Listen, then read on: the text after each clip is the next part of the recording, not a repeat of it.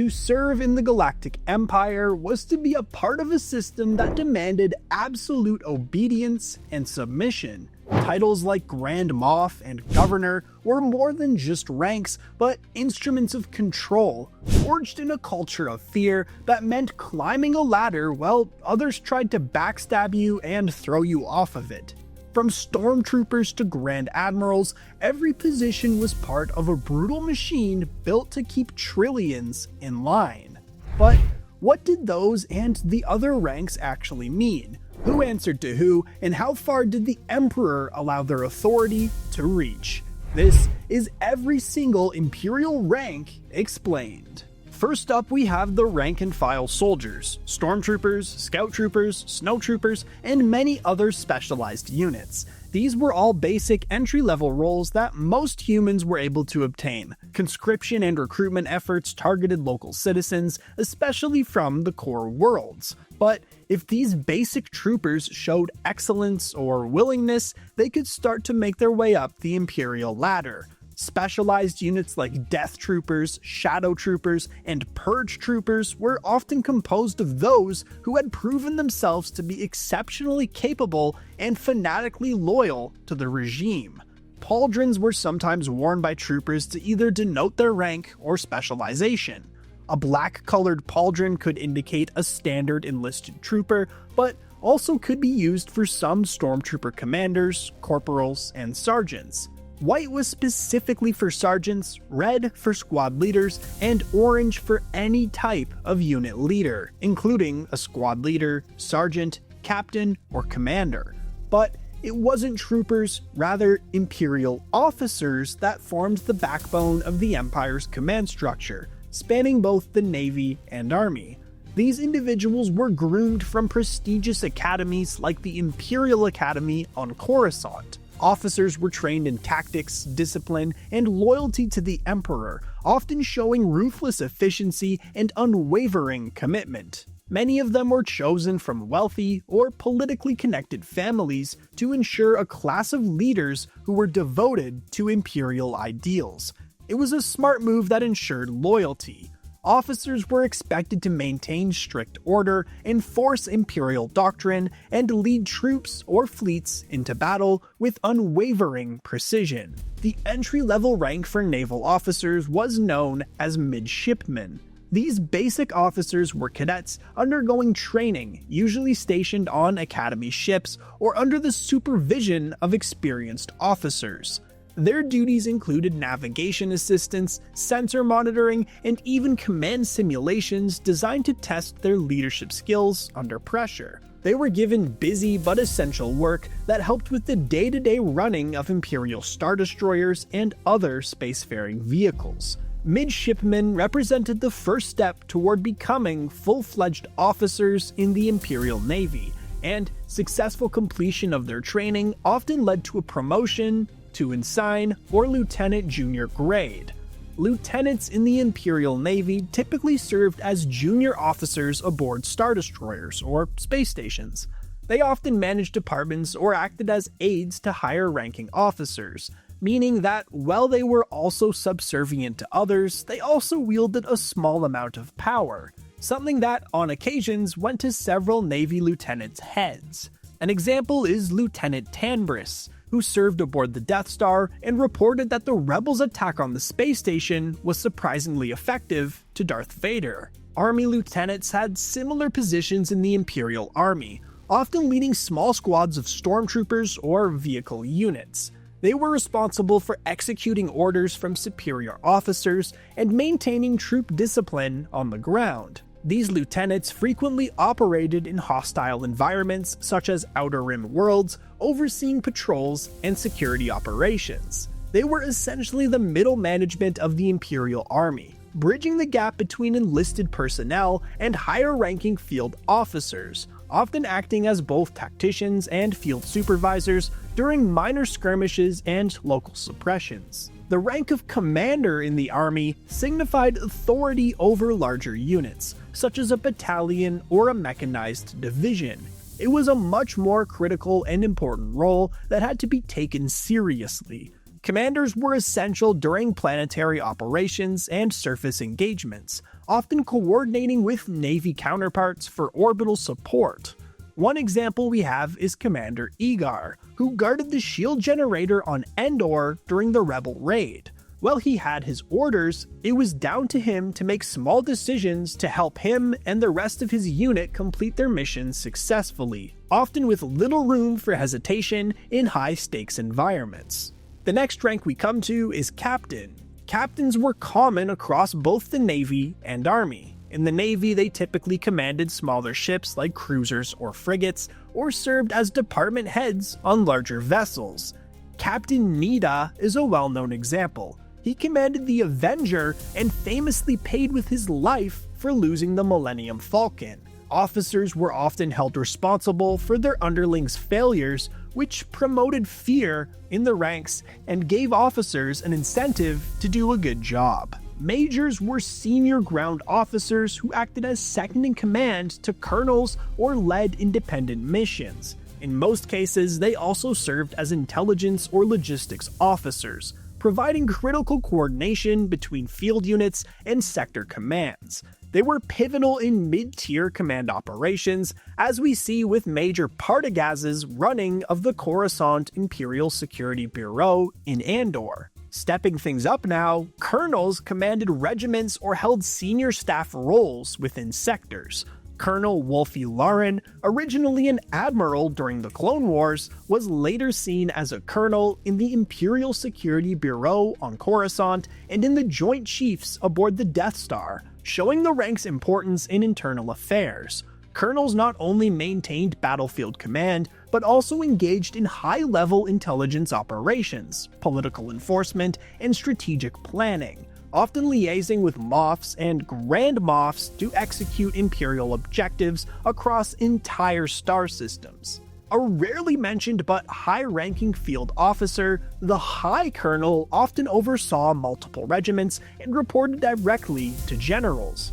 Not much is known about this rank, as it is essentially one that indicates someone's transition up the ladder to their next major rank. High Colonels often commanded sector-wide forces during major conflicts, particularly on politically sensitive worlds.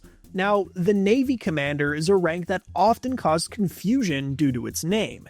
In the Imperial Navy, commanders could command small ships or serve as executive officers aboard larger vessels. Commander Prajai, for example, served aboard Darth Vader's flagship star destroyer Devastator and was given the heavy and, frankly, dangerous task of being responsible for the running of the ship that the Emperor's right-hand man had chosen to travel aboard.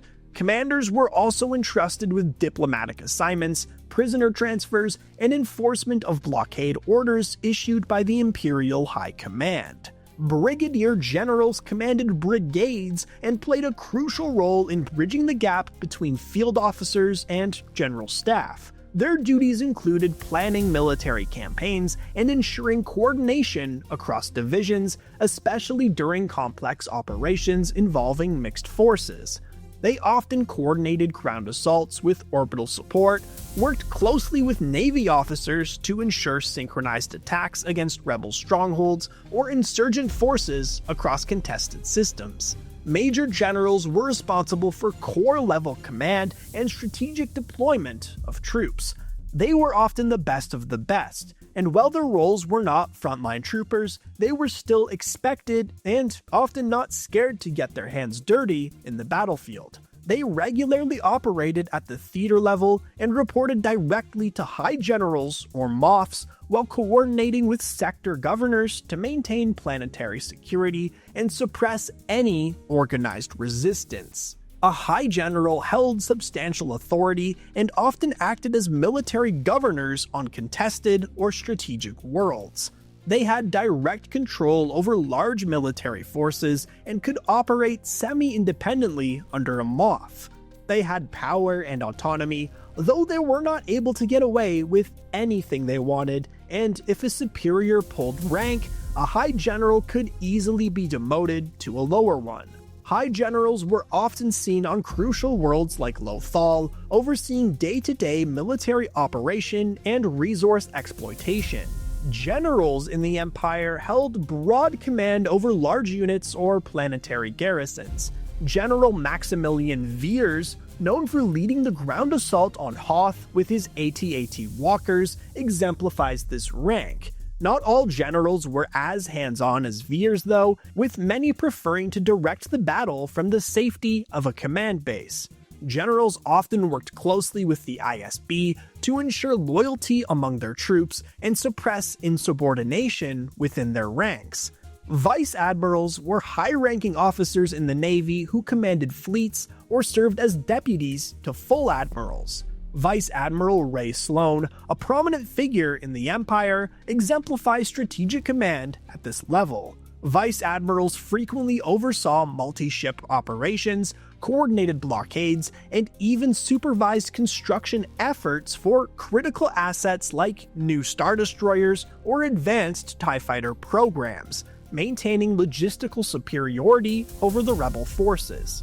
Admirals had command over large fleet groups and were responsible for entire sectors of space.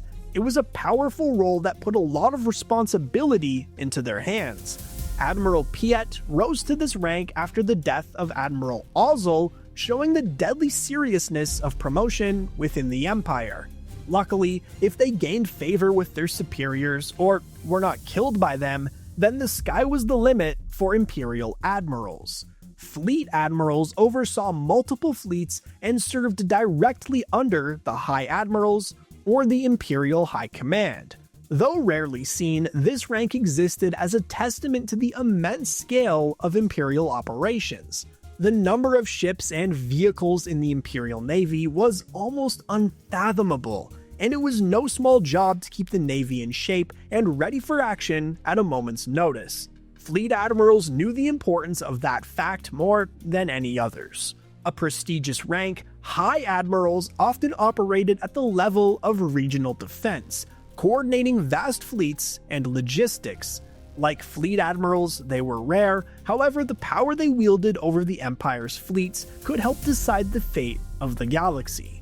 High Admirals could move assets from one side of the galaxy to another in order to truly enforce the Empire's rule and oppression. The highest naval rank, Grand Admiral, was appointed personally by the Emperor, wearing distinctive white uniforms. They had authority over any Imperial asset, regardless of branch. Grand Admiral Thrawn, a strategic genius from the Chiss Ascendancy, is the most iconic figure to hold this title.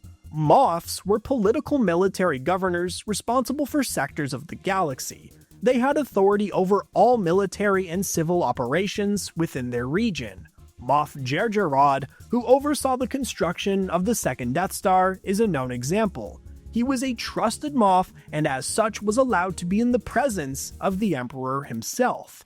This was a role that many more politically minded Imperial loyalists aspired to reach. Governors, often synonymous with Moths in some context, held political authority over star systems and planets.